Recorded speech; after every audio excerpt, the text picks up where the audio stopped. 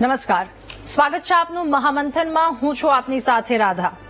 સ્થાનિક સ્વરાજ્યની ચૂંટણીની ઘોષણા થતાની સાથે જ રાજ્યભરમાં ચૂંટણીનો માહોલ બરાબરનો જામ્યો છે.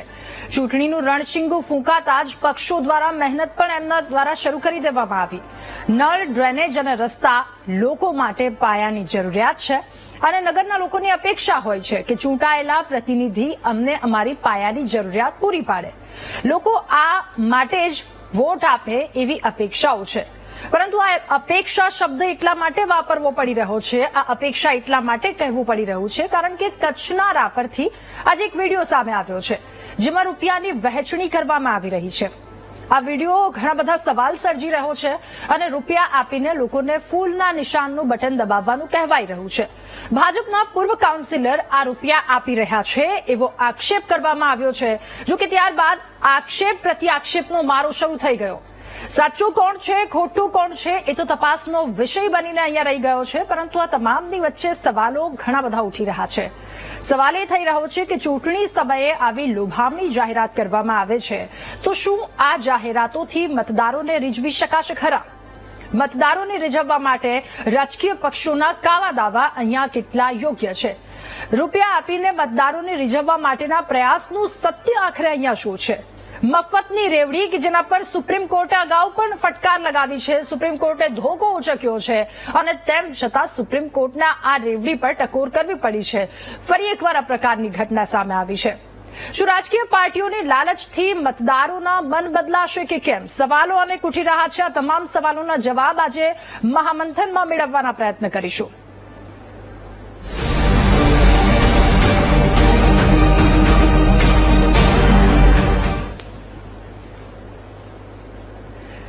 ત્યારે રાજકીય પક્ષો દ્વારા મહેનત તો શરૂ કરી દેવામાં આવી છે અને એક આજે નગરપાલિકાની ચૂંટણી છે. સ્થાનિક વ્યક્તિ કે સ્થાનિક મુદ્દા શું છે એ સારી રીતે સમજી શકે, ન કે ઉપર બેઠેલો કોઈ વ્યક્તિ એ મુદ્દાને સારી રીતે સમજી શકે.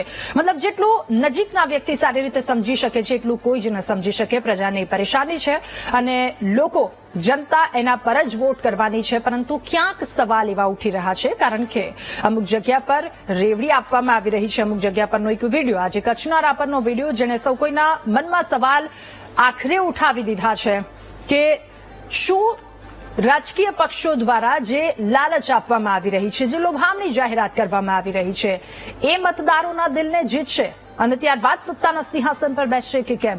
કે પછી એમના ખરેખર તેમના દ્વારા જે કામો કરવામાં આવ્યા છે એ કામો એમના દિલ જીતશે? સવાલ અનેક છે. મહામંથનમાં હવે ચર્ચા શરૂ કરીશું. ચર્ચામાં આપણી સાથે આજે નેતા ભાજપ શૈલેષ પરમાર જોડાઈ ચૂક્યા છે.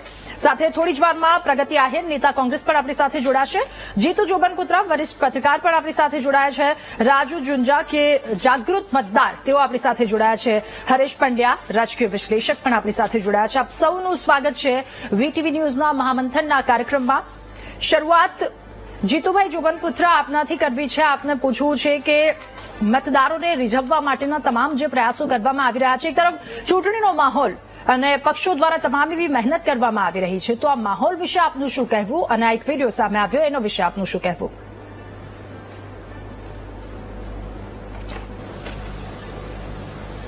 ચૂંટણીનો જમાનો આવી ગયો છે એવું કહી શકાય. તમે જુઓ તો પછી વિધાનસભાની ચૂંટણી હોય કે પછી સ્થાનિક સ્વરાજ્યની ચૂંટણી હોય કે લોકસભાની, યા તો એના મેનિફેસ્ટોની અંદર એટલું બધી મફતની યોજનાઓ જાહેર કરી દેવામાં આવતી હોય છે અને ત્યારબાદ ગ્રાઉન્ડ લેવલ પર બી જયારે છેલ્લા પ્રચાર સુધી બી તમે જોશો ને તો કોઈક ને કોઈક લોભ અને લાલચો તો આપવામાં જ આવતી હોય છે. અને આને સુપ્રીમ કોર્ટથી લઈને બધાએ ટકોર કરી છે કે આ વસ્તુ ખોટી થઈ રહી છે. ઇવન એક ઇન્ડસ્ટ્રીલિસ્ટે બી કહ્યું કે તમે મફતનું આપશો ને એટલે લોકો કામ કરવા હવે માંગતા નથી. એટલે આ એક ગંભીર વિષય શરૂ થયો છે. પણ રાજકીય પક્ષોને એવું લાગે છે કે ભાઈ આ આપીશું તો જ અમને વોટ મળશે અને પ્રજાને બી અત્યારે એવું છે કે ભાઈ ગમે તેટલા સારો નેતા હોય પણ છેલ્લા 5 વર્ષની અંદર એના કંઈક ને કંઈક કરપ્શન ને એના કંઈક કૌભાંડો અથવા એની સંપત્તિની અંદર વધારો થઈ જ જાય છે. આપણે બી વોટ જે આપીએ છીએ એની ખરી કિંમત હવે દેખાતી નથી. એટલે કોઈક ને કોઈક જગ્યાએ આ રેવડીનું પ્રમાણ દિન પ્રતિદિન દરેક ચૂંટણીમાં વધતું જતું રહ્યું છે અને આ રીતના વિડીયો વાયરલ હોવા છતાં પણ રાજકીય પક્ષો આની કોઈ બી ચિંતા કર્યા વગર સતત ને સતત એવા પ્રલોભનો આપી અને મતદારોને રીઝવવાનો પ્રયાસો કરતા હોય છે અને ના એમની સામે કોઈ કાર્યવાહી કરે છે. ચૂંટણી પંચ આચારસંહિતાનો ભંગની ખાલી માત્ર ફરિયાદો થતી હોય છે અને ચૂંટણી બાદ એ ફરિયાદોનો શું નિકાલ થાય છે, એના પર શું થાય છે ત્યાં પૂર્ણ વિરામ યા તો અલ્પ વિરામ ચાલતું જ હોય છે. ઓકે, એટલે રેવડીની જે અત્યારે જે પ્રથા ચાલુ થઈ છે, જો એ બંધ નહીં થાય તો મતદારો માટે પણ નુકસાન છે. મતદારો બી વિચારવું જોઈએ કે આ શોર્ટ સમય એટલે ટૂંક સમયની અંદરની આ વસ્તુઓ છે.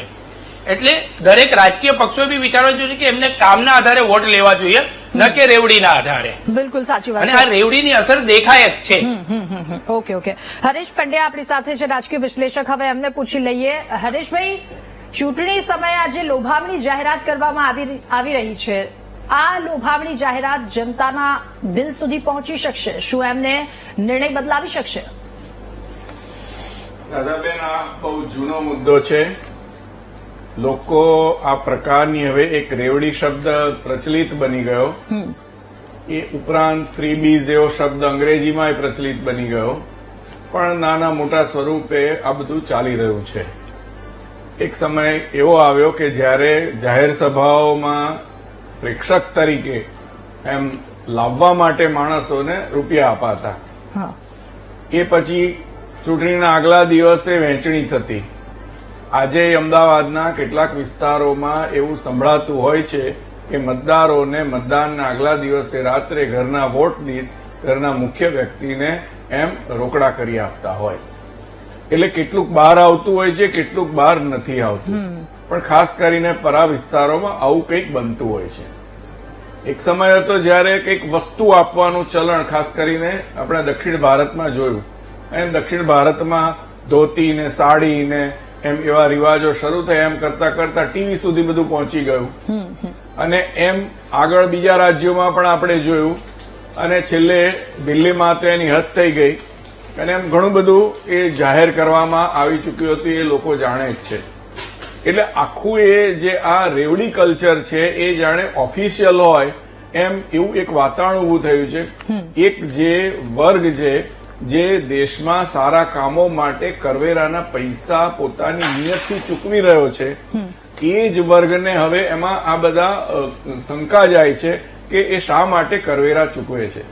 માત્ર આ પ્રકારની લોભામણી જાહેરાતો માટે અને એમ સમાજના એક વર્ગને વગર મહેનતે જે પૈસા આપી દઈ અને એમ એક મતદાતાને ખરીદવા માટે શું એ પૈસા આપે છે. એટલે આ બહુ મોટામાં મોટો પ્રશ્ન એ આમ જનતાનો છે અને એ હવે ચર્ચાઈ રહ્યો છે. ઓકે, બિલકુલ. હવે નાગરિક શું માને છે, મતદારો શું માને છે, જો એની પ્રતિક્રિયા રાજુભાઈ પાસેથી મેળવી લઈએ. રાજુભાઈ, આ મુદ્દા પર આપનું શું કહેવું છે? નમસ્કાર દાદાબેન, સૌપ્રથમ તો આ મુદ્દોને તમે ઉજાગર કર્યો એ બદલ અભિનંદન. અને આ વાત જેમ સાહેબે કીધું એમ જૂની છે. હું ત્યાં સુધી કહીશ કે મતદારોને લોભ લાલચ આપવી, બધી અલગ અલગ સ્કીમો આપવી એ એક પ્રકારનો ખરેખર તો ગુનાહિત જ કહેવાય. એ ભાજપ હોય, કોંગ્રેસ હોય કે આપ હોય, આ જે રીતના મતદારોને આકર્ષવા માટેની જે સ્કીમો આપે છે, પૈસા રોકડની સ્કીમ આપે છે, અલગ અલગ યોજનાઓ આપે છે, એ ખરેખર થવું ન જોઈએ. કેમ કે મત ને હવે પેલા એવું કે તમારો મત છે એ કિંમતી મત છે, પણ હવે આની એ મતલબ એવો થાય કે કિંમતી છે પણ એને ખરીદી શકાય છે, રાજકીય પક્ષો ખરીદે છે. તો આવું ન થવું જોઈએ. કેમ કે એકવાર તમે 500 રૂપિયા કે 1000 રૂપિયા લઈ અને મતદાન કરો છો તો પછી આખો જે 5 વર્ષ સુધી તમારો કોઈ હક જ રહેતો નથી એને કામ કરાવવા માટેનું પૂછવાનો. કેમ કે એ જે મતદાર ચૂંટણ, જે પ્રતિનિધિ ચૂંટાણો છે એ એમ જ કહેવાનો છે કે તમે કઈ મફતમાં મત દીધા નથી.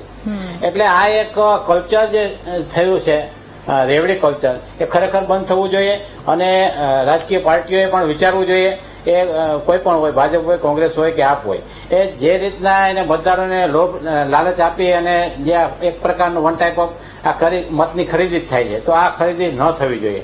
અને આગામી જે 2 દિવસમાં જ ટૂંકમાં સ્થાનિક સ્વરાજ્યની ચૂંટણીઓ છે, તો એમાં પણ હું આપના વીટીવીના ન્યૂઝના માધ્યમથી લોકોને અપીલ કરું છું, મતદારોને, કે તમારો મત તમે વહેંચશો નહીં અને એવા સારા પ્રતિનિધિને જ મત આપો કે જે તમારું 5 વર્ષ સુધી કામ કરે. બિલકુલ, બિલકુલ સાચી વાત છે. અને જનતાને પણ અપીલ છે અમારા કાર્યક્રમ થકી કે હાથ લંબાવશો નહીં. જો એકવાર હાથ લંબાવી લીધો તો પછી આંગળી નહીં ચીંધી શકો કે આ કામ બાકી છે, આ કામ બાકી છે. એટલે હક છે તમારો, કામ બાકી છે, કામ પૂરા કરાવવાનો, પરંતુ હાથ લાંબો કરવાનો હક આપણો સૌ કોઈનો નથી. હવે નેતાને પૂછી લઈએ, ભાજપ કોંગ્રેસ બંને પક્ષને કે એમની તૈયારી શું છે, કારણ પ્રચાર પડઘમ શાંત થઈ ગયા. શૈલેષભાઈ, સૌપ્રથમ આપની પાસે. પ્રચાર પડઘમ શાંત થઈ ગયા, હવે પ્રચાર નહીં, ડોર ટુ ડોર પ્રચાર કરી શકાશે.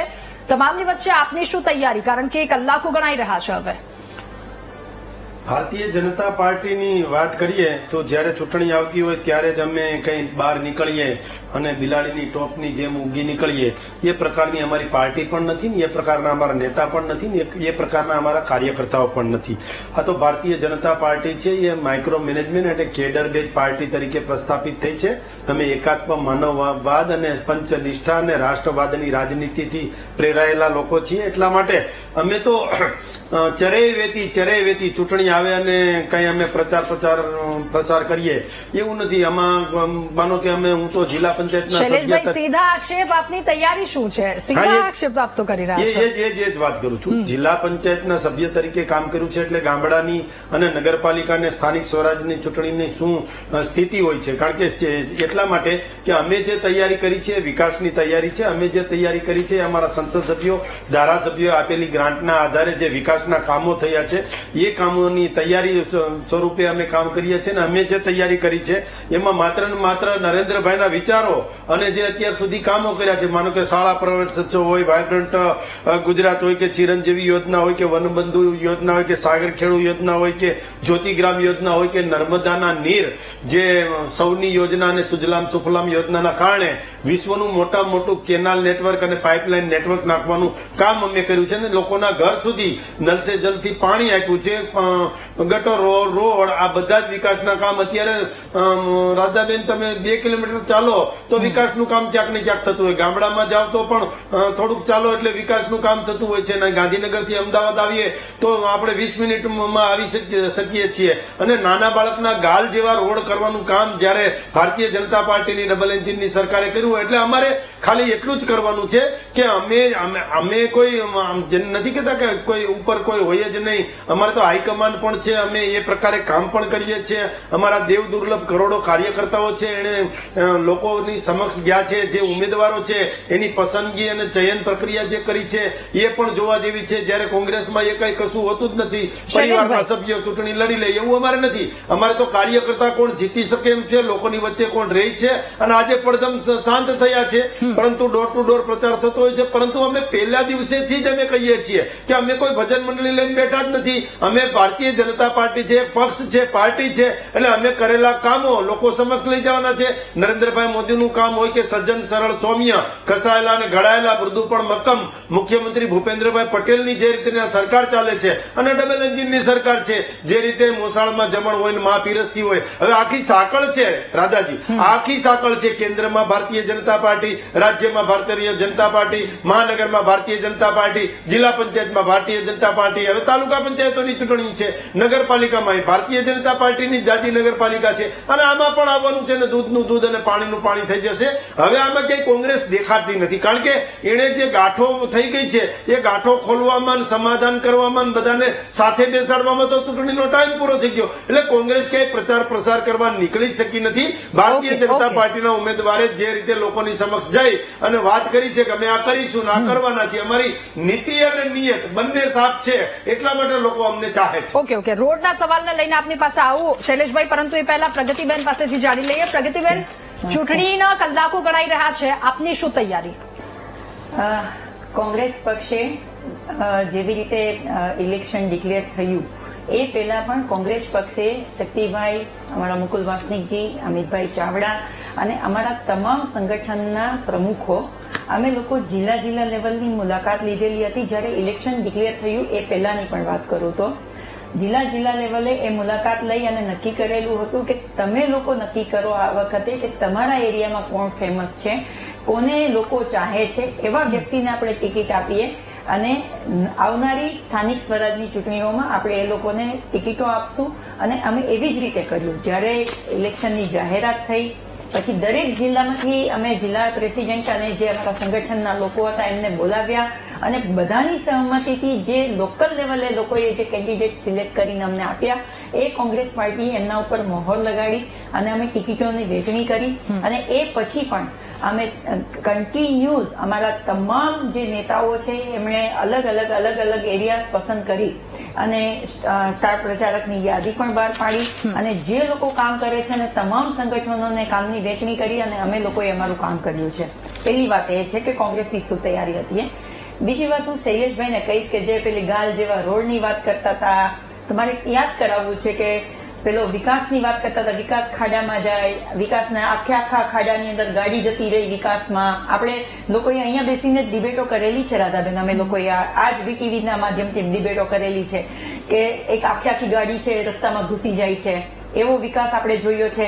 આપણે એ પણ જે શિક્ષણની વાત કરી રહ્યા છે, ગવર્મેન્ટ સ્કૂલોને મર્જ કરી અને મેક્સિમમ સ્કૂલોનું ખાનગીકરણ થતું આપણે આ સરકારમાં જોયું છે.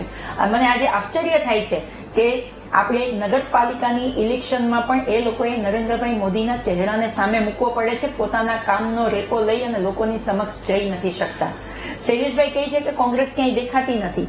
કોંગ્રેસ ક્યાંય દેખાતી નથી તો કોંગ્રેસના કેન્ડિડેટ જ્યારે પ્રચાર કરવા માટે નીકળે છે ત્યારે ભારતીય જનતા પાર્ટીના લોકો દ્વારા અને એમના કેન્ડિડેટો દ્વારા કોંગ્રેસ પાર્ટીના ઉમેદવારોને મારી નાખવા સુધીની ધમકીઓ દેવામાં આવે છે, કન્ટિન્યુઅસ પ્રેશરાઇઝ કરવામાં આવે છે. ગઈકાલે તમને ખબર હોય તો બાલાસિનોરમાં અમારા બેન ઠાકોર છે, એમણે પોતાના વક્તવ્યમાં ભાષણમાં વાત કરી અને વાત કરતા કરતા એ સ્ટેજ ઉપર ઢળી પડ્યા હતા. એ ટાઈપનું ભારતીય જનતા પાર્ટીનું ગુંડાગીરી વાળું જે વર્તન છે એનાથી પણ અમારા કોંગ્રેસના કાર્યકર્તાઓ બિલકુલ બી ડર્યા નથી. પણ આ ભારતીય જનતા પાર્ટી જેમ હમણાં શૈલેષભાઈ કહે છે એમ કે સ્થાનિક સ્વરાજમાં પણ ભારતીય જનતા પાર્ટી હતી, નગરપાલિકામાં બી હતી, સરપંચ સાંસદ બધામાં એ લોકો પોતાને માને છે. હું કહું છું કે હા, ગુજરાતની જનતાએ તમને ખોબલે ને ખોબલે મત આપ્યા. ઇલેક્શન આવે છે એટલે ભારતીય જનતા પાર્ટી રેવડી આપે છે. રાધાબેન, હમણાં જ દિલ્હીનું ઇલેક્શન ગયું, ત્યાં 500 રૂપિયાનો ગેસનો બાટલો દેવા માટે તૈયાર છે, પણ મારા ગુજરાતની બહેનોનો શું વાંક છે કે અહીંયા ગેસનો બાટલો 500 રૂપિયામાં ના મળે. ત્યાં વીજળી ફ્રી કરવા માટે તૈયાર છે, તો ગુજરાતના લોકોનો શું વાંક છે કે અદાણીના ટોરન્ટ પાવરમાં તોતિંગ બિલ ભરવા પડે છે. એક સામાન્ય પરિવાર એમનો ઘર નથી ચલાવી શકતા. અને બેન, આ સ્થાનિક સ્વરાજની ચૂંટણીમાં ભાજપ કયા મોઢે જઈ શકે? ગામડાઓમાં છેલ્લા 2.5-3 વર્ષથી સરપંચની નિમણૂક નથી કરી શકતા, એનું ઇલેક્શન બહાર નથી આપી શકતા, ને એ વાત કરે છે કે અમે સુરાજ્ય ચલાવી રહ્યા છે. ઓકે, ઠીક છે.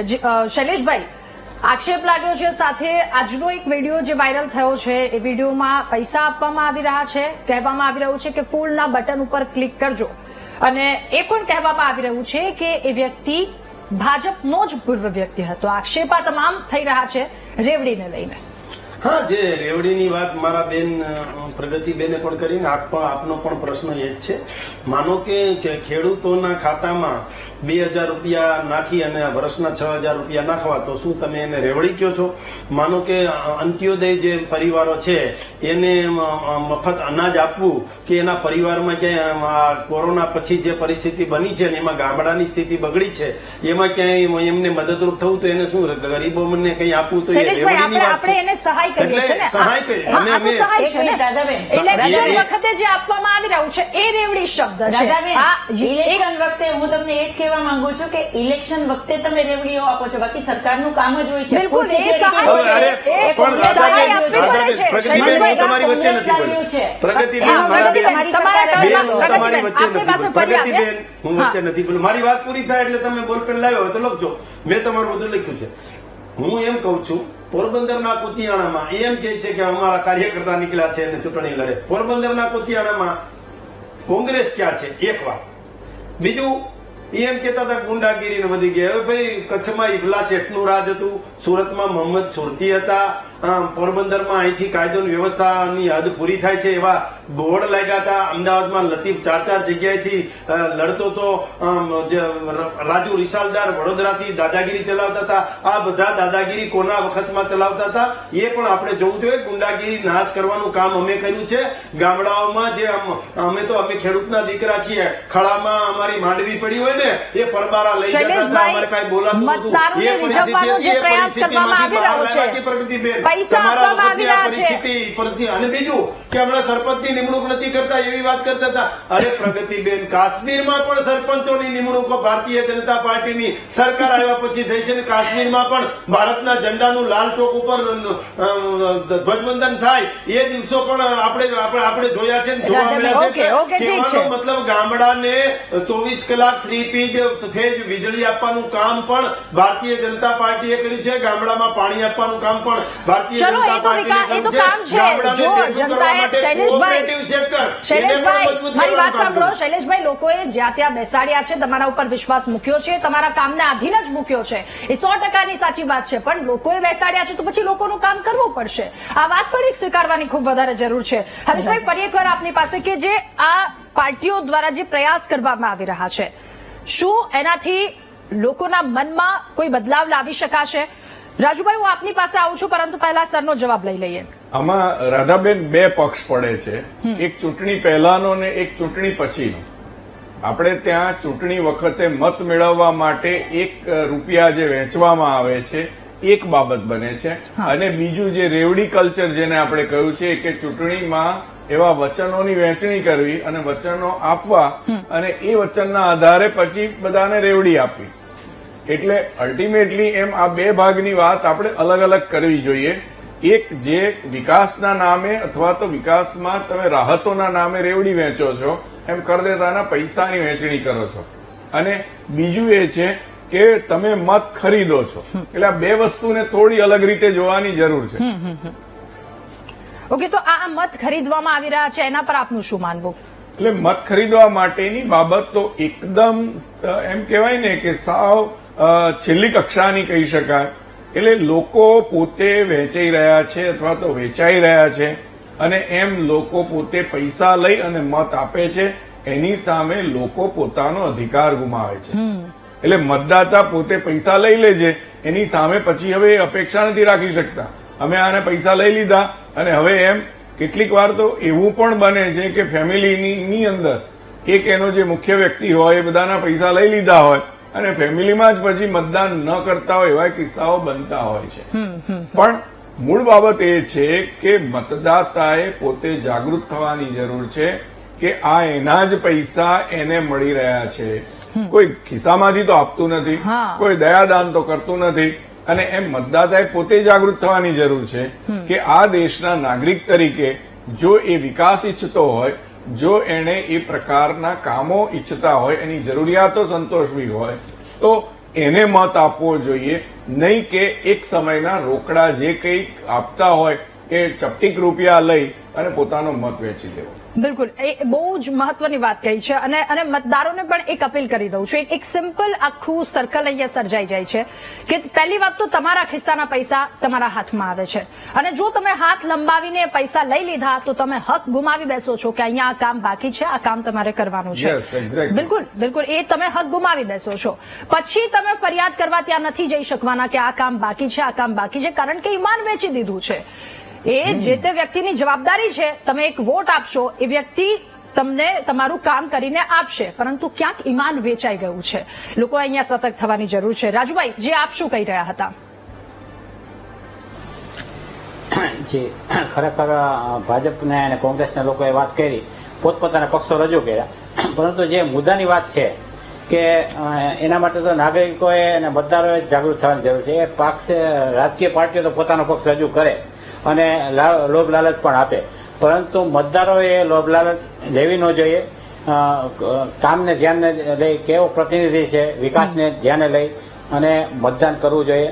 હમણાં તાજેતરમાં સુપ્રીમ કોર્ટે પણ ટકોર કરી કે જે આ રેવડી કલ્ચર છે એ બંધ થવું જોઈએ. મફતની વસ્તુઓ, જેમ શૈલેષભાઈ વાત કરી કે અમે વિકાસ માટે આપીએ છીએ, ખેડૂતોને આપીએ, બહુ સારી બાબત છે, આપો છો, પરંતુ એ જવાબ તમારે સુપ્રીમને દેવો જોઈએ કે સુપ્રીમે હમણાં ટકોર કરી કે આ વસ્તુ બધી, અને આપણે 80 કરોડ લોકોને અનાજ આપીએ છીએ, એ પણ બહુ સારી બાબત છે. પરંતુ હું ત્યાં સુધી કહીશ કે એમાં પણ સોર્ટિંગ કરવું જોઈએ કે જે ખરેખર જરૂરિયાતવાળા લોકો છે એને એ જથ્થો મળવો જોઈએ, અને એ જે જરૂરિયાતવાળા નથી એને એમાંથી બાદ કરવા જોઈએ. એટલે સારું આપો છો, જે જરૂરિયાતવાળા લોકો છે એને વસ્તુ આપો છો, યોજનાના નામે સારી સારી યોજનાઓ મૂકો છો, એ બધું જરૂરી છે. પરંતુ નાગરિકોએ હવે મતદારોએ જાગૃત થવાની જરૂર છે કે પાર્ટી કોઈ પણ હોય એને ઉમેદવારને જોઈને સારો પ્રતિનિધિ જોઈને ચૂંટી મોકલવાની વાત છે, નહીં કે પૈસા લઈને ગમે એવો ઉમેદવાર ચૂંટી મોકલવો જોઈએ. બિલકુલ. ઓકે જીતુભાઈ, હવે આપને પૂછવું છે કે ચલો બે સમયની હવે સરખામણી કરી લઈએ. પહેલાનો સમય આજથી 10 વર્ષ પહેલાનો સમય લઈ લઈએ અને અત્યારનો સમય. આ બંને સમયમાં આપને શું ફરક લાગી રહ્યો છે? પહેલા કેટલા આવી રીતે વોટ ખરીદવામાં આવતા હતા, હવે શું એમાં ઘટાડો થયો છે કે વધારો થયો છે? જો પહેલાના સમયની અંદર જે અત્યારે આપણે ચર્ચા થઈ ને એની અંદર એક વાત નીકળી કે પેલા વાસણો છે કે સાડીઓ છે કે ઘરની કોઈક એવી વસ્તુઓની ગામડાઓની અંદર સૌથી વધારે આ પ્રભાવ જોવા મળતો હતો, શહેરોની અંદર જોવા નહોતો મળતો. અને પછી એક બીજો મુદ્દો આ ચર્ચાની અંદર આપણે એ બી નીકળ્યો કે જયારે સભાઓ હોય ને ત્યારે રૂપિયા આપીને જનમેદની ભેગી કરવામાં આવી રહી છે. હવે પરિસ્થિતિ ગામડામાંથી શહેર તરફ બી વળી છે. શહેરમાં બી એરિયા દીઠ હવે કંઈક ને કંઈક લાલચ આપી અને આ બધું ભેગું થઈ રહ્યું છે. અને બીજું એક વિચારવાની સમય છે કે હવે જુઓ તો ગુજરાતની વાત કરીએ આપણે શરૂઆતથી, જેમ હમણાં શૈલેષભાઈએ કહ્યું કે બધી જગ્યાએ અમારું જ રાજ છે, બરાબર છે. અને એક બાજુ પરિસ્થિતિ એવી આવી ગઈ છે કે વિપક્ષ એટલો સક્રિય નથી. બેને ભલે બધી વાત કરી, પણ સૌથી પહેલા એ બી વિચારવાની જરૂર છે. અને હવે પબ્લિકની અંદર બી એ વિચાર આવીને બેઠો છે કે આપણે જેને મત આપીશું વિપક્ષમાં કે કોઈક જે બીજા છે પક્ષો, પણ એ બી 5 વર્ષ સુધી સિક્યોર છે કે અમને જેને મત આપ્યો છે એ રહેશે, અમારા કામો કરશે, એ પણ નથી. પરિસ્થિતિ હવે તમે જુઓ ને, રાજકારણ ખૂબ બદલાઈ ગયું છે. પહેલાના રાજકારણ કરતા પહેલા સામે બંને પાર્ટી તગડી હતી. હવે છેલ્લા 30 વર્ષથી ગુજરાતની પરિસ્થિતિ એવી થઈ ગઈ છે કે એક સાઈડનું ઘણું બધું જોવા મળે છે. અને બીજી બાજુ હવે પરિસ્થિતિ એવી થઈ છે કે સામે બીજો પક્ષ છે ને એના ઉમેદવારો જીત્યા બાદ પણ રહેશે કે નહીં રહે એ પ્રજાને બી ખબર પડી ગઈ છે. એટલે પ્રજા હવે એવું વિચારે છે કે જયારે ચૂંટણીના સમયે જે મળ્યું તે ઠીક છે, બાકી 5 વર્ષ આપણા કામો ક્યારે થશે, શું થશે, જીત્યા બાદ ઉમેદવાર શોધ્યા જડતા નથી. કેટલી વખત આપણે ડિબેટની અંદર બી આ ચર્ચા કરી છે કે જીતેલા ઉમેદવાર 5-5 વર્ષ સુધી દેખાતા નથી. એટલે અત્યારે જે મળ્યું તે આપણું, બાકી બધું નસીબના આધારે જીવવાનું છે. એવી પરિસ્થિતિ અત્યારે ચાલી રહી છે. અને તમે જો ચૂંટણી આવે ને ત્યારે કંઈક ને કંઈક મુદ્દા નીકળે છે. હું શૈલેષભાઈએ કીધું એ બધી વાત સાચી. જો આપણે આટલા 30 વર્ષથી હોય તો 500 રૂપિયા વેચવાની શું જરૂર પડે? આજે વિડીયો વાયરલ થયો છે, બરાબર છે, વિકાસ આટલો સારો કર્યો હોય તો પછી આ રૂપિયાની વેચણી કરવાની શું જરૂર પડે? એ સૌથી મોટો ક્વેશ્ચન માર્ક છે. સૌથી મોટો સાચો ખોટો એ તો પછીની વસ્તુ છે, પણ ક્વેશ્ચન માર્ક તો એ ઉભો જ થાય કે જો આપણે 30 વર્ષ સુધી શાસનમાં છે, નીચેથી લઈને ઉપર સુધીની સરકાર આપણી છે, ડબલ એન્જિનની સરકાર છે, આટલા સારા વિકાસના કામો કરતા હોય તો પછી રૂપિયાની વેચણી કરવી કેમ પડે? એ સૌથી મોટો સવાલ આવીને આ વિડીયોના આધારે ઉભો થયો છે. ઓકે, એ જ સવાલ લઈને સીધા શૈલેષભાઈ પાસે જઈએ અને તેઓ પણ કંઈક બોલવા ઈચ્છી રહ્યા છે. જી શૈલેષભાઈ.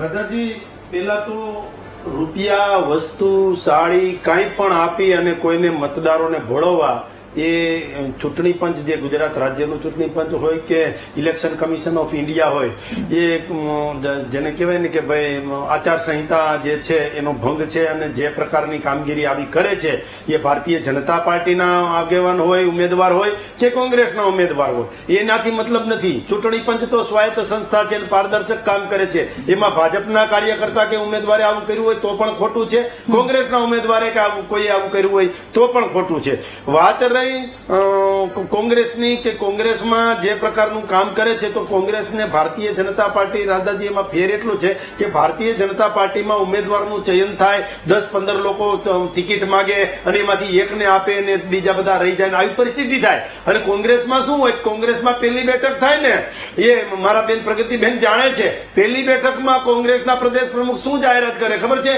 ક્યાંય પણ ભાજપ બિનહરીફ ન થઈ જાય એનું ધ્યાન રાખવાનું છે. એક પણ જગ્યાએ કોંગ્રેસનો ઉમેદવાર ના લડે એવું બનવું જોઈએ નહીં. આ પ્રકારની, કારણ કે અને બીજું કે આપણા ઉમેદવારની, કોંગ્રેસના ઉમેદવારની ડિપોઝિટ ભલે જાય પણ ગમે ત્યાંથી ગમે તે ઓળાને પણ ઉભું રાખી દેવાનો છે. બીજું, અત્યારે ચૂંટણીનું મહત્વ વધ્યું છે. હમણાં વાત કરતા હતા, ખૂબ સારી જાગૃત મતદારે વાત કરી, ચૂંટણીનું મહત્વ શા માટે બધું હોય? આટલી ગ્રાન્ટ આવે છે, એટલી બધી એક્ટિવિટીની ગ્રાન્ટ, જિલ્લા આયોજનની ગ્રાન્ટ, સ્વચ્છતાની ગ્રાન્ટ, સંસદ સભ્ય, ધારાસભ્ય, રાજ્યસભા, સ્વભંડોળની, આ બધી જ ગ્રાન્ટો આવે છે. એટલે ગ્રાન્ટો હોવાના કારણે લોકોના વિકાસના કામો થઈ શકે છે.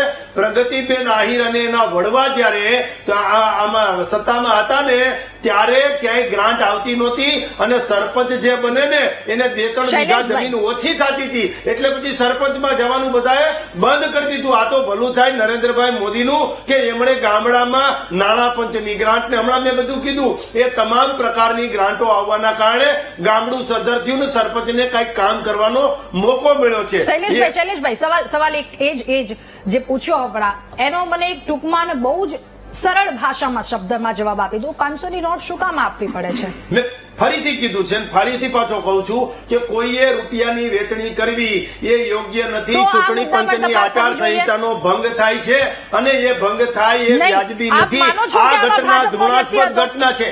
આપ માનો છો આમાં ભાજપના વ્યક્તિ દ્વારા કરવામાં એ આવ્યું છે? કોઈ પણ ભારતીય જનતા પાર્ટીના હોય કે કોંગ્રેસના હોય, આ કોઈને રૂપિયાની વેચણી કરવી એ વ્યાજબી નથી કરી અને એ દીધી. આચાર સંહિતાનો ભંગ છે. તો હવે શું કરી દીધી? હવે શું? જેણે કઈ કર્યું છે એ તો તપાસનો વિષય છે. તપાસ કરીશું ને તપાસમાં જે કઈ તથ્યતા આવશે એના ઉપર પગલા લઈશું. શું છે શું નહીં એ તો હવે પાર્ટીએ કશું રાદાજી કરવાનું નથી, એ તો ચૂંટણી પંચ કરવાની છે. ચૂંટણી પંચ સ્વાયત્તતા છે. એ કોંગ્રેસ હોય કે ભાજપ હોય, ઉમેદવાર એ ઉમેદવાર છે. ચૂંટાયા પહેલા પણ માત્ર ઉમેદવાર જ છે, ચૂંટાયા પછી પણ લોકોના પ્રતિનિધિ છે. એ કોંગ્રેસના છે કે ભાજપના, જિલ્લા પંચાયત, તાલુકા પંચાયત કે નગરપાલિકાના સદસ્ય એ કોંગ્રેસના ચૂંટાણા કે ભાજપના ચૂંટાણા. પણ એક વસ્તુ છે રાધા, કોંગ્રેસમાં ભાજપમાં એટલો ફેર છે કે કોંગ્રેસ છે ને ચૂંટણી લડવા માટે ઉમેદવાર જડી જાય એટલે નાનું બાળક કેમ થોડુંક મોટું થાય રમતું મૂકી દે એમ એ લોકો રમતા મૂકી દે. અમારે શું હોય છે હાઈકમાન્ડ સુધી નજર હોય, ઉમેદવાર ક્યાં ક્યાં જાય છે, ઉમેદવારને શું તકલીફ તો છે, પછી ઉમેદવાર ક્યાં પ્રચાર કરવા જાય છે, એના માટે કોણ પ્રચાર કરે, આ બધી જ બાબતો અમે micro management cadre base party અને સતત ચિંતન મનન અને પ્રવાસ કરનારી પાર્ટી છીએ. એટલે અમે જેને ઉમેદવાર તરીકે રાખ્યો હોય એને આપેલા વચનો છે એ પણ અમારે પૂર્ણ કરવાનો હોય, કારણ કે ભારતીય જનતા પાર્ટી તો એ પાર્ટી છે કે જેટલું બોલે છે એટલું કરે છે અને જેટલું કરવાનું હોય શિસ્તબદ્ધ પાર્ટી ભારતીય જનતા પાર્ટી માનીએ છે. ચલો, તો એના ઉમેદવાર અને અંદરના વ્યક્તિની હિંમત કઈ રીતે થાય છે? બાઉન્ડરીઝ ક્રોસ કરે છે, જો તપાસનો વિષય સુધી વાત પહોંચી જાય છે. જો જે કોઈ ઉમેદવાર છે એ ભારતીય જનતા પાર્ટીના હોય કે કોંગ્રેસના હોય, ઉમેદવાર એ ઉમેદવાર છે. એમણે કોઈ પણ પ્રકારની કરેલી ભૂલ એ ચૂંટણી પંચ ધ્યાનમાં રાખતું જ હોય છે ને ચૂંટણી પંચ આગળ ઉપર જે કઈ કરવાનું થશે એ કરશે. આચાર સંહિતાનો ભંગ છે, શું છે શું નહીં, એ વિડીયો ક્યાં આધારે છે, ક્યાં કઈ જગ્યાએ છે, આ બધું આવતું જોઈએ. આમાં કોઈએ કઈ ચિંતા કરવાની જરૂર નથી. દૂધનું દૂધ અને પાણીનું પાણી કરવાની જવાબદારી ચૂંટણી પંચની છે. ઓકે, ઠીક છે. હવે આ જ સવાલ પર આપનું શું કહેવું પ્રગતિબેન? મને તો ખુશી થઈ કે શૈલેષભાઈને અમારી ઓફિસમાં અમારી મિટિંગોમાં શું વાત થાય ને એ ભાજપ ધ્યાન રાખે છે એ સાંભળીને કે અમે શું નક્કી કરીએ છીએ, અમારા કેન્ડિડેટનું કેમ અમે ચયન કરીએ છીએ. સારું કહેવાય તમે આટલું ધ્યાન રાખતા હોય તો. ના, જેટલું કોંગ્રેસનું ધ્યાન રાખો છો ને એટલું હું તો કહું છું કે જનતાનું ધ્યાન રાખો. અહીંયા આવીને જે યોજનાઓ ગણાવો છો પહેલા ગ્રાઉન્ડ ઉપર જઈને પૂછો તો ખરા કે ગ્રાઉન્ડ ઉપર એ યોજનાઓ કામ કરે છે કે નહીં, લોકો સુધી પહોંચે છે કે નહીં. તમે હમણાં કહ્યું એમ કે અમારા હાઈકમાન્ડની નજર બધે જ હોય છે ને કે એવું જ થાય છે, તો કદાચ આ પૈસા દેવામાં પણ તમારા હાઈકમાન્ડની નજર હશે કે ક્યાં પૈસા, જ્યાં લોકો ના માનતા હોય ત્યાં પૈસા દઈને તમે કરો. શામ દામ દંડ ભેદની તો ભારતીય જનતા પાર્ટીની નીતિ ચાલુ છે. અમે તો જઈને જનતાની વચ્ચે કોઈ રેવડી દીધા વગર અમે લોકોને એ જ વાત કરી છે કે અમે સરસ મજાનું શિક્ષણ તમારી પાસે લઈ આવશું, તમારા એરિયામાં કોઈ પણ સારા ગાર્ડન નહીં હોય તો એનું નિર્માણ કરીશું, રોડ રસ્તા સારા કરીશું, ગટરોના જે અત્યારે છલકાઈ જવાના પ્રોબ્લેમ છે, જે અત્યારે ગામડાઓમાં ક્યાંય પણ આપણે કોઈ નાના એવા નગરપાલિકા વિસ્તારમાં જઈએ તો આપણને ખ્યાલ છે કે એક વરસાદ નાનો એવો પડે તો ત્યાં રસ્તાઓ બંધ થઈ જતા હોય છે, ખાડાઓ પડી જતા હોય છે, ગટરો ઉભરાઈ જતી હોય છે, એના કારણે કેટલો રોગચાળો ફેલાતો હોય. તો કોંગ્રેસ પાર્ટી તો જનતાના પ્રશ્નોને લઈને એની પાસે જાય છે. મારે જીતુભાઈ જોગન પુત્રને પણ કેવું છે કે આપ વરિષ્ઠ પત્રકાર છો, સન્માનનીય છો, પણ તમે એ શબ્દ ખોટો બોલ્યા કે વિરોધ પક્ષ ક્યાંય દેખાતા નથી.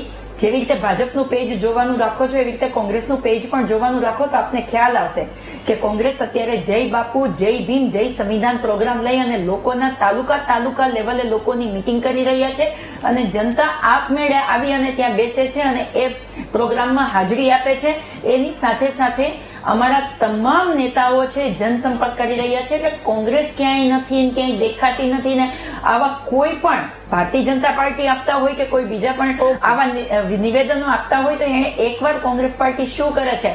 મારે કેવું છે રાધાબેન કે ગુજરાતમાં દાહોદમાં 5 વર્ષની દીકરીનો રેપ કરવાની કોશિશ કરીને એનો આચાર્ય એને મારી નાખે, એની ગાડીમાં ગોંધીને રાખે, તો એને આજ સુધી એને કોઈ એનું નથી વરઘોડો નીકળતો કે નથી એનું સરઘસ નીકળતું, કેમ કે RSS ની સાથે જોડાયેલો છે. કોંગ્રેસ પાર્ટી એનો વિરોધ કર્યો છે, એના માટે ધરણા ઉપર બેઠા છે, એને સજા થાય એવી માંગ કરી છે. પણ ભારતીય જનતા પાર્ટી કામ કરતી હોય જનતા માટે તો બતાવો તો ખરા કે 5 વર્ષની દીકરી માટે એનું રૂવાટું પણ ઉભું થયું હોય. મને એ બતાવો કે આપણી ગુજરાતની એવી કઈ પરિસ્થિતિ છે કે મણિપુર જેવી ઘટનાઓ આપણા ગુજરાતમાં બને બેન? પેલી પાયલબેન ને કોઈ પણ વાંક ગુના વગર એ દીકરીનું સરઘસ કાઢવું, એ દીકરીના હજી લગ્ન થવાની વાર છે, હજી બાકી છે, એનું પણ એના માન સન્માનનું ના વિચારવું. એ દીકરીએ એવો કયો ગુનો કર્યો હતો કે પોલીસે ત્યાં એનો વરઘોડો કાઢવો પડે? ત્યારે સરકાર કેમ આંખ આડા કાન કરી જાય છે? ત્યારે કેમ સરકાર અત્યારે જેમ શૈલેષભાઈ ઊંચા અવાજે બોલે છે તે દિવસે કેમ મારા ભાઈ શૈલેષભાઈ તમે નતા બોલતા કે ગુજરાતમાં એક દીકરીનું ચીરહરણ થતું હતું ત્યારે તમારી સરકાર મુખપ્રેક્ષ બનીને જોતી હતી? મારે એ પણ કહેવું છે કે આપણા ગુજરાતની અંદર ભારતીય જનતા પાર્ટીમાં જોડાયેલા એમના ગુંડાઓ એક દીકરીના ઘરે જઈને એનો રેપ કરી આવે છે અને કહે છે કે તું કોઈને કહીશ તો હું તને મારી નાખીશ. ત્યારે ભારતીય જનતા પાર્ટી કેમ ચૂપ રહી છે? ઠીક છે, ઓકે ઓકે. અરે હમણાં શૈલેષભાઈએ આની પહેલા પણ વાત કરી, હિન્દુ મુસ્લિમ લઈ આવવું એ તો ભારતીય જનતા પાર્ટીની બહુ સામાન્ય વાત છે કે કોઈ પણ ઇલેક્શન આવે તો લતીફને યાદ કરવાના અને હિન્દુ મુસ્લિમ કરી અને લોકોને કેમ મતદાતાઓને રીઝવવાની કોશિશ કરવી. ત્યારે એને તો ગણાવ્યા એટલે વેઢે ગણાય એટલા ગુંડાઓ હતા ને એને કોંગ્રેસ પાર્ટી જયારે સત્તામાં હતી ને ત્યારે જેલ ભેગા પણ કર્યા હતા. પણ ભારતીય જનતા પાર્ટીના સમયમાં તો આજે ગામડે ગામડે ને શહેરે શહેરે એક નહીં કેટલા ગુંડાઓ પેદા થયા છે જે દીકરીઓને ઘરમાં કરીને રેપ કરી આવે છે, કોકના ઘર લૂંટી લે છે, કોક છોકરાઓને એમને લૂંટી લે છે અને કેટલાકના તો કેવી હાલત કરી મૂકે છે ને તમે ગામડા ઉપર જાઓ ને તો ખબર પડે. બિચારો એક સાયકલની પંચર વાળો વ્યક્તિ હોય ને જો એને કોંગ્રેસના સમયમાં એવું હતું કે પાનના ગલ્લા ઉપર લોકો ઉભા હોય ને તો આમ ખુશીથી કહેતા હતા કે મેં ભાજપને મત આપ્યો કે મેં કોંગ્રેસને મત આપ્યો છે. આ ભારતીય જનતા પાર્ટીના શાસનમાં કોઈ બોલી નથી શકતું કે એને કોંગ્રેસને મત આપ્યો. જો એમ ખબર પડે ને કે આ સાયકલના પંચર વાળા છોકરાએ કોંગ્રેસને મત આપ્યો છે તો એની દુકાન બીજા દિવસે ના હોય એવી ગુંડાગીરી આજે આ ગુજરાતમાં થઈ ગઈ છે. અને ભારતીય જનતા પાર્ટી કયા મોઢે બોલે છે કે અમે આટલી યોજનાઓ આપીએ છીએ? તમે ફૂડ સિક્યોરિટી બિલની વાત કરો, એ કોંગ્રેસ પાર્ટી લાવી છે અને અત્યારે તમે એ જ અત્યારે બેન મધ્યાહન ભોજનમાં જઈએ છે ને છોકરાઓને કીડાવાળું શાક ખાવા મળે છે, કીડાવાળું અનાજ જમવા મળે છે. ફૂડ સિક્યોરિટીની વાત કરે છે, અત્યારે કેટલા પરિવારને તેલ નથી મળતું, જે અનાજ મળે છે એમાં પ્લાસ્ટિકના ચોખાઓ મળે છે. આ કોંગ્રેસના સમયમાં આવી પરિસ્થિતિ નથી. કોંગ્રેસના સમયમાં જે બોલતા હતા એ કરતા હતા ને. અમારા સમયમાં કદાચ કોઈએ ભ્રષ્ટાચાર કર્યો હશે ને તો એના જેલની પાછળ મોકલવાની અમારી હિંમત હતી. અમે ભારતીય જનતા પાર્ટીની જેમ કહેતા નતા કે કોઈ ચમરબંધીને છોડવામાં નહીં આવે અને ચમરબંધીઓ આમ છૂટા પડતા હોય. સવાલનો જવાબ મેળવી લઈએ શૈલેષભાઈ. એના માટે ગુજરાતના યુવાનો માટે પણ પૂછજો. એના માટે ભારતીય જનતા પાર્ટીના તમે પણ યુવાન છો શૈલેષભાઈ, આવ્યા છો કે કોઈ એક પેપર લીક થયું હોય ને છોકરાનો ખભો પકડીને બાજુમાં ઉભા છો? આપના સવાલનો જવાબ મેળવી લઈએ શૈલેષભાઈ ટૂંકમાં, કેમ કે મારે પછી બીજા વાસ્તવિક મુદ્દા પર ચર્ચા કરવી છે. પ્રગતિબેને ઘણી વાત કરી અને આમ ગળું ખેંચીને વાત કરી. મેં કીધું પાણી પી લે તો સારું છે. પણ હવે કોંગ્રેસ રાજીવ ગાંધી ભવનમાંથી કીધું હોય કે આટલું જ બોલજો, એટલું જ મારા બેને બોલવું જ પડે. હવે મહિલાઓની વાત કરતા લખવું નથી પડતું ભાઈ, મારે કેટલું બોલવું ને મને ખબર છે. મારે તમારી જેમ શૈલેષભાઈ માત્ર જવાબ આપી દો ને. કાંઈ વાંધો નહીં બેન. પણ હવે દેશનો ક્રાઇમ રેટ આમાં જો છે ને પ્રગતિબેન, કયા રાજ્યમાં કેટલી સુખાકારી છે, શાંતિ સલામતી સુખાકારી, એનો આંક નક્કી કરવાનું જે કામ કરે છે એ NCRB છે, એ નેશનલ ક્રાઇમ રેકર્ડ બ્યુરો જે છે એ કરતું હોય છે. NCRB ના 2023 ના આંકડાઓ એમ કહે છે કે ભારતમાં મહિલા વિરુદ્ધના ગુનાઓનો ક્રાઇમ રેટ 64.5% છે. જ્યારે ગુજરાતનો હું બોલું છું, ગુજરાતનો 22.1% છે બેન. ગુજરાતનો મહિલા વિરુદ્ધ અત્યાચારનો જે છે એ 22.1% છે. બીજી મહત્વની વાત એક જ વાતમાં કરી દઉં કે આસામ, દિલ્હી, તેલંગાણા, રાજસ્થાન, કેરળ, આંધ્રપ્રદેશ, પશ્ચિમ બંગાળની સરખામણીએ મહિલા વિરુદ્ધ ગુનાઓમાં ગુજરાત ખૂબ જ ઓછું છે, ઓછા ટકાવારીમાં છે.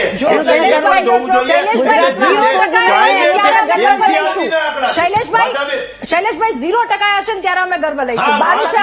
અમારે ગર્વ અમારી ભૂલ હોય, મિસ્ટેક હોય, ખામી હોય, અમારી ક્ષતિ હોય, આખરે માનવ છીએ એટલે ક્યાંક ક્ષતિ હોય, પણ અમારી નીતિ અને નિયત સાફ છે. મહિલા વિરુદ્ધના ગુનાઓ 0% કેમ થાય એ દિશામાં અમે ચાલવાના છીએ. મણિપુર માટે કોંગ્રેસે ગળા ફાડી ફાડીને કીધું હતું કે ત્યાં મહિલાઓની અત્યાચાર થાય છે, ત્યાં હત્યાઓ થાય છે, તમે કંઈક પગલા લો, સરકાર પગલા લો, પગલા લો, પગલા લો.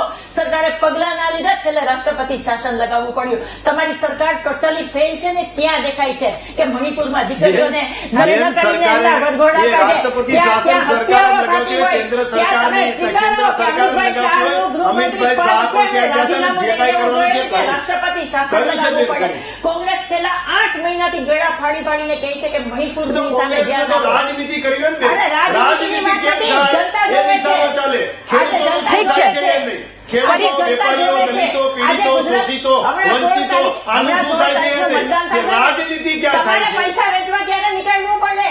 તમે કામ પણ કર્યા હોય તો એટલે- પૈસા વેચવા ના નીકળવું પડે ભાઈ. ઓકે ઓકે ઓકે ઠીક છે હરેશભાઈ. તમે હજી તમારા સંગઠનમાં કોંગ્રેસની વાત કરો, તમે તમારા સંગઠનના હજી જિલ્લા પ્રમુખ ને તાલુકા પ્રમુખના નામ નથી ડિક્લેર કરી શકતા, અને તમે ભાજપની વાત કરો. કઈ ભાજપની વાત કરો છો?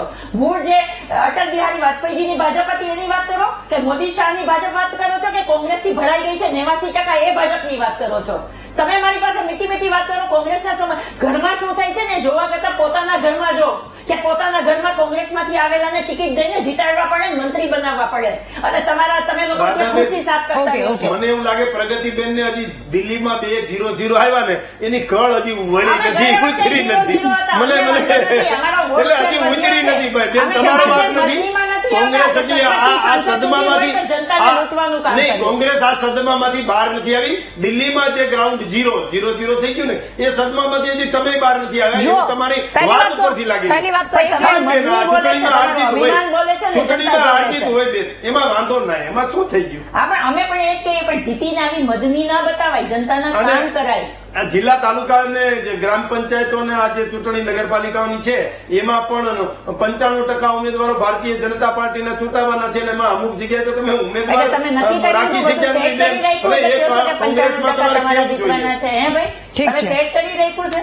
તમારે એવી બધી તાકાત બતાવો છો કે ના, એ 95% દેખાય છે. જીતવાના છે. લોકોનું લોકો વચ્ચે મન જાઓ ના, તો ના, ખબર આગળથી પડે. નહીં, એ તો જનતા નક્કી કરશે કોને સત્તાના સિંહાસન ઉપર બેસાડવા છે. જનતા નક્કી કરશે કે એને કોને આગળ લઈ જવા છે. હરેશભાઈ, આજે બધી વાતો થઈ રહી છે, આક્ષેપ પ્રત્યે આક્ષેપ. જ્યારથી રણશીંગુ ફૂંકાયું ત્યારથી પક્ષો દ્વારા તમામ મહેનત કરવામાં આવી રહી છે, અને કોઈક એક મુદ્દો સામે આવે તો આક્ષેપ પ્રત્યે આક્ષેપનો મારો શરૂ થઈ જાય છે. આ બધાની વચ્ચે નરી વાસ્તવિકતા શું છે? મતદારોની હાલત શું છે? એકચ્યુઅલી આપણે મૂળ મુદ્દો બાજુ પર મૂકીને બીજા બધા વચનો ઉપર સાઈડ ટ્રેક. ચડી ગયા. ખરેખર જનતા મજા લે છે આમાં. તમે જુઓ, જેણે જેણે રેવડી આપી છે, અથવા તો ફ્રીબીઝની વાત કરો અથવા તો રોકડની વાત કરો, જે કંઈ એવા પણ કિસ્સાઓ છે કે જનતા એ પૈસા લઈને પણ મત તો જેને આપવો છે એને જ આપે છે. એટલે એવું નથી કે આ પૈસા આપ્યા એટલે જનતા ખરીદાઈ ગઈ. જનતા પણ એ તમાશો જુએ છે ને ઘણીવાર પૈસા લઈને પણ જેને મત આપવો છે એને જ આપે છે, અને જેના પૈસા લીધા છે એને મત નથી પણ આપતા. રાઈટ? મજાની બાબત અત્યારે જ આપણે અહીંયા જોઈ રહ્યા છીએ, અહીંયા નીચે જ કેપ્શનમાં આવી રહ્યું છે, 1961માં યુએસએઇડ એવી એક સંસ્થા અમેરિકામાં રચાઈ, અને એણે ભારતમાં લોકોને ખરીદવા માટે 2019ના ચૂંટણીનો મુદ્દો આવ્યો છે. ડોનાલ્ડ ટ્રમ્પે ગઈકાલે એની પર પ્રતિબંધ મૂક્યો, પણ એ સંસ્થા આવું જ કામ કરતી હતી કે જે સરકાર હોય એને ઉથલા માટે એક એજન્સીને, એક એનજીઓને પૈસા આપતી હતી, અને એમ એ એનજીઓ દ્વારા દેશની અંદર આખા મત ફેરવવા માટેનું કામ. આ એક પ્રકારની રેવડી જ હતી. હા, રાઈટ? બીજી બાબત, આપણે 2019ની ચૂંટણીમાં આપણે ત્યાં નરેન્દ્ર મોદી સરકારે ખેડૂતોને વાર્ષિક 6,000 રૂપિયા આપવાની જાહેરાત કરી હતી, જ્યારે રાહુલ ગાંધીએ એમ દર મહિને 6,000 રૂપિયા આપવાની જાહેરાત કરી હતી ખેડૂતોને. તોય પ્રજાએ ખોબલે વોટ ભાજપને આપ્યા, અને એમ 6,000ના બદલે વાર્ષિક 6,000 પસંદ કર્યા. રાઈટ? હા. અને એવું સેમ આપણે દિલ્હીમાં પણ જોયું કે દિલ્હીમાં જે કંઈ ફ્રી બીઝની આ તે બધી જ જાહેરાતો કરેલી હતી, ભોગવતા હતા લોકો એ બધી જ સગવડો, છતાં પણ લોકોએ મતદાન એની વિરુદ્ધમાં કર્યું, અને એમ એ રીતે આખો સત્તા પલટો થયો. એટલે પ્રજાને આપણે એમ માનીએ કે પૈસા આપીને ખરીદી લઈએ છીએ. હા, કદાચ એકાદ વર્ગને થોડી લોભામણી જાહેરાતથી એમાં ફેરવી શકાય, પણ દિલ્હીનું ઉદાહરણ તો બહુ જ એકદમ ફિટ બેસે છે કે રેવડી પણ કામ કરતી નથી. લોકો તો જેને મત આપવો છે એને જ આપે છે, એની જ સરકાર રચે છે. એ કોઈના પૈસા લઈ અને આનંદ ઉભો કરે. જી બિલકુલ. એટલે અહીંયા વાત એ મહત્વની થઈ જાય છે કે પક્ષ દ્વારા જે કામ કરવામાં આવ્યું છે, તમારું કામ બોલશે અને આ કામ ઉપર જનતા તમને વોટ આપશે.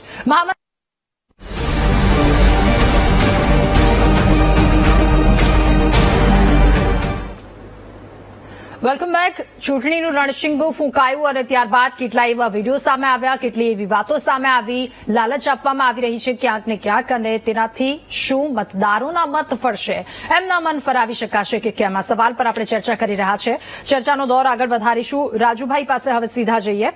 રાજુભાઈ, આ ચૂંટણી અને તમામ દાવાઓની વચ્ચે આપની શું આશા છે, અપેક્ષા શું છે કે કેવું નગર હોવું જોઈએ, હવે કેવા કામો થવા જોઈએ?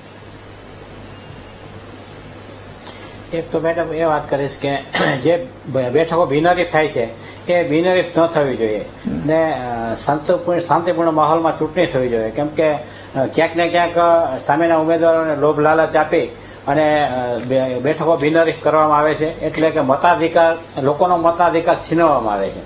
બીજી વાત એ કે જે ઉમેદવાર બિનહરીફ થઈ જાય છે એ વિસ્તારમાં જઈ શકતો નથી, એને કારણે જવાનું થતું નથી, એને કારણે લોકોના પ્રશ્નો શું છે, જે વિસ્તારમાં જે ચૂંટાણો છે એની ભૌગોલિક સ્થિતિ શું છે એ જાણી શકતો નથી, એટલે લોકોના કામ 5 વર્ષ સુધી થતા નથી. તો આ જે સિસ્ટમ છે બિનહરીફની, એ બંધ થવી જોઈએ. અને હું વીટીના માધ્યમથી લોકોને એક અપીલ કરું છું, સ્થાનિક સ્વરાજ્યની ચૂંટણી આવી રહી છે, મતદાન છે ત્યારે, કે કોઈ પણ પ્રકારના લોભ લાલચમાં આવ્યા વિના નિષ્પક્ષ રીતે મતદાન કરો અને સારા અને જે કામ કરે 5 વર્ષ સુધી એવા ઉમેદવારને ચૂંટી કાઢો.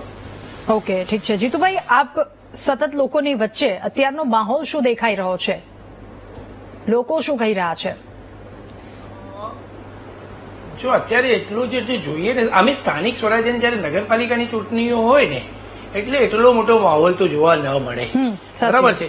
અને એક તો પરિસ્થિતિ એવી આવી ગઈ છે કે અત્યારની જે ચૂંટણીની અંદર છે ને એમાં તો ઘણી બેઠકો બિનહરીફ થઈ ગઈ છે. જે મૂળ ખરેખર પોતાનો ઉમેદવાર કેવો હોવો જોઈએ, કામ કરે એવો હોવો જોઈએ, એ જે હક હતો એ ઘણી બધી જગ્યાએ છીનવાઈ ગયો એટલે જતો રહ્યો. કારણ કે બિનહરીફ થઈ એટલે હવે મતદાન કરી નહીં શકે. એટલે એમને જે રીતના ઉમેદવાર જોઈતા હતા, એમના જેવા નેતા જોઈતા હતા જે કામ કરી શકે યા ગમે તે હોય, એ તો હવે અમુક જગ્યાએ મળવાના નથી. હવે જે બાકીની બેઠકો પર જે છે એ પરિસ્થિતિ અત્યારે એવી થઈ ગઈ છે કે ઘણી બધી જગ્યાએ વિકાસની વાતો લઈને લોકો ગયા છે, ઘણી જગ્યાએ અત્યારે રેવડીની વાત, પૈસા આપલેની વાત ચાલે છે. એટલે મારું એક કહેવાનો મતલબ અત્યારે એ થાય છે કે જો સ્થાનિક સ્વરાજ્યની ચૂંટણીમાં જ આ માહોલ હોય તો ત્યારબાદ વિધાનસભાની ચૂંટણીઓ આવતી હોય અને લોકસભાની ચૂંટણીઓ આવતી હોય તો આની અસર કેવી પડે. આ એક ગ્રાઉન્ડ લેવલની ચૂંટણીઓ છે. તો જો હું તો કહું છું ઇલેક્શન કમિશને બી સખત રીતે આવી જે ચાલી રહ્યું છે એના પર એક્શન લેવા જોઈએ અને એને તાત્કાલિક ધોરણે બંધ કરવું જોઈએ. અને પ્રજાએ બી વિચારવું જોઈએ કે ભાઈ આ જે પૈસા આપવામાં આવી રહ્યા છે, મારા પૈસા જ મને આપવામાં આવી રહ્યા છે. અત્યારે જે કઈ મારી પાછળ જે પૈસા અત્યારે આપીને જે લોભ લાલચ આપે છે એ રૂપિયા એ લોકો લાવ્યા ક્યાંથી અને એ પાછા રિકવર ક્યાંથી કરશે? એટલે પાછળથી પરિસ્થિતિ એવી છે કે તમારા જે તમને રૂપિયા આપવામાં આવશે અને તમારા જયારે કામો કરવાનું આવશે ત્યારે કંઈક ને કંઈક જગ્યાએ કોઈ અડચણ આવશે. એટલે હકથી તમારે મત આપવાનો છે, સારા ઉમેદવાર ચૂંટવાના છે, લોભ લાલચમાં આવવાની જરૂર નથી. જો આ મતદાર સમજી જશે જે દિવસે, એ દિવસે ચિત્ર આખું બદલાઈ જશે. દરેકે દરેક ચૂંટણીનું ચિત્ર અલગ બદલાઈ જશે. જે કામ કર્યું હશે, જે પાર્ટીએ, જે ઉમેદવારે કામ કર્યું હશે એ જ ચૂંટાશે, બાકીના ચૂંટાશે નહીં. એટલે પ્રજાને આપણે વારંવાર ડિબેટ જયારે કરી હશે ત્યારે પ્રજાને કહ્યું હશે કે ભાઈ તમે તમારો મત મહત્વનો છે, એ વિચારીને આપો, એ તમારો છે, એ ભવિષ્યમાં તમારું ભવિષ્ય નક્કી કરવાનો છે. એટલે જો તમે ખોટા રસ્તે ગયા તો તમારે ખોટા પરિણામ ભોગવવાના છે. ઠીક છે શૈલેષભાઈ, એટલે હવે એ વસ્તુ છે ને ઇલેક્શન કમિશને બી આનામાં એક્શન લેવું જોઈએ. ઓકે શૈલેષભાઈ, હવે આપની પાસે, પરંતુ મને ટૂંકમાં પ્લીઝ પ્રતિક્રિયા આપજો. મારે પ્રગતિબેનની પણ છેલ્લી પ્રતિક્રિયા આપની પાસેથી પણ લેવી છે. 100% કામ, એમાંથી 99% ચલો બહુ જ સારું કર્યું છે, બહુ જ સરસ કર્યું છે જનતા માટે. બધી જ વાત આપે કહ્યું, નાના બાળકના ગાલ જેવા રસ્તાઓ કરી દીધા, બધી વસ્તુ.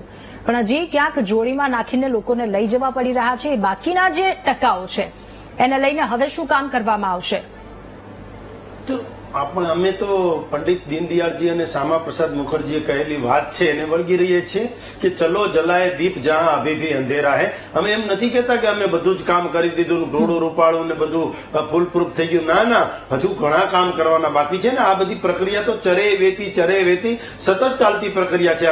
અમે તો છેલ્લે એ પણ કહીએ છીએ કે સર્વગ્રાહી, સર્વસ્પર્શીય અને સર્વસમાવેશક સરકાર અમે ચલાવીએ છીએ. સૌનો સાથ, સૌનો વિકાસ અને સૌનો પ્રયાસ અને સૌનો વિશ્વાસ, આ દિશામાં અમે ચાલીએ છીએ ને. હવે તો ચૂંટણીના પડધમ પણ શાંત થઈ ગયા છે સ્થાનિક સ્વરાજમાં. તો હવે 2 દિવસ પછી જે મતદાન છે એ મતદાનમાં સારું એવું મતદાન થાય ને મતદારોએ કોને મત આપવો છે એ એમનો અધિકાર છે. પરંતુ લોકશાહીનું પર્વ સારી રીતે ઉજવાય અને જે ઉમેદવાર કોંગ્રેસ કે ભાજપ જે ચૂંટાય એમને સ્વીકારી લેવાની વિનંતી છે બધાને. ઠીક છે, ઓકે.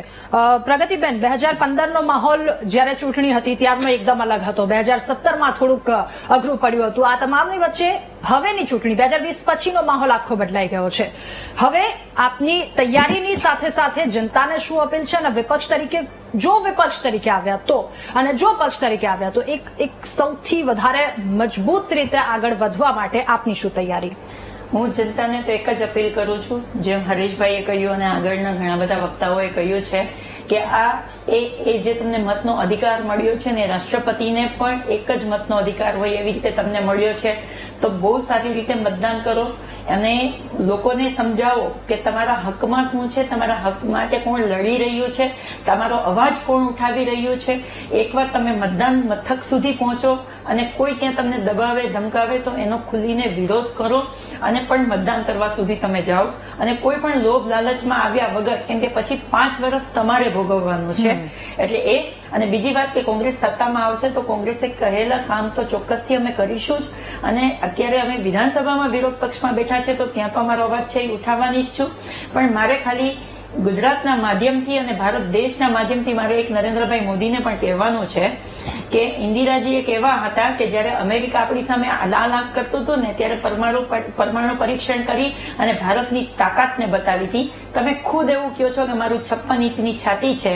તો ગુજરાતના ભારત દેશના બાળકો જયારે અહીંયા ઇન્ડિયામાં પાછા ફરતા હોય, એમના હાથમાં પગમાં અને કમરમાં બેડીએ બાંધેલા હોય અને બધાની વચ્ચે એક જ વોશરૂમ હોય ને ધસેડાતા જવું હોય, પડતું હોય, એવું ટ્રમ્પ સરકાર કરતી હોય તો એની સામે લાખ કરવાની જરૂર છે. તમે બીજા બધા ગુણગાન નહીં ગાઓ તો ચાલશે, પણ તમે જે ટ્રમ્પ માટે નમસ્તે ટ્રમ્પ કરીને અહીંયા માન આપ્યું હતું ને એ જ ભારત દેશની જનતાને આજે આવી રીતે બેડીઓમાં બાંધીને અહીંયા મોકલે છે. તો એના માટે લાખ કરો ને તો સારું. બાકી ગુજરાતની જનતાને કહું છું કે આવો મોકો વારંવાર ના મળે, 5 વર્ષમાં એકવાર મળે. તમારા મતાધિકારનો ઉપયોગ કરો અને કોંગ્રેસ સમજી વિચારીને કરજો. બિલકુલ, આપ સૌનો આભાર અમારી સાથે મહામંથનના કાર્યક્રમમાં જોડાવા બદલ અને ચર્ચા કરવા બદલ. તો જનતાને ફરી એકવાર અપીલ, લોકશાહીનો આ મોટો પર્વ છે અને આ પર્વમાં તમારે વોટ ત્યાં આપવાનો છે. જે રીતે આખા સાયકલની વાત કરવામાં આવી, એ સાયકલ સમજવાની ખૂબ વધારે આવશ્યક છે. તમારા ખિસ્સાના જ તમારા હાથમાં આવી રહ્યા છે. આ સમજીને જો વોટ આપશો તો પછી આંગળી ચીંધી શકશો કે આ કામ બાકી છે, આ કામ તારે કરવાનું છે. આભાર આપ સૌનો મહામંથનમાં અમારી સાથે જોડાવા બદલ. અને મહામંથનમાં હાલ બસ આટલું જ. વધુ સમાચારો માટે આપ જોતા રહો VTV ન્યૂઝ. નમસ્કાર.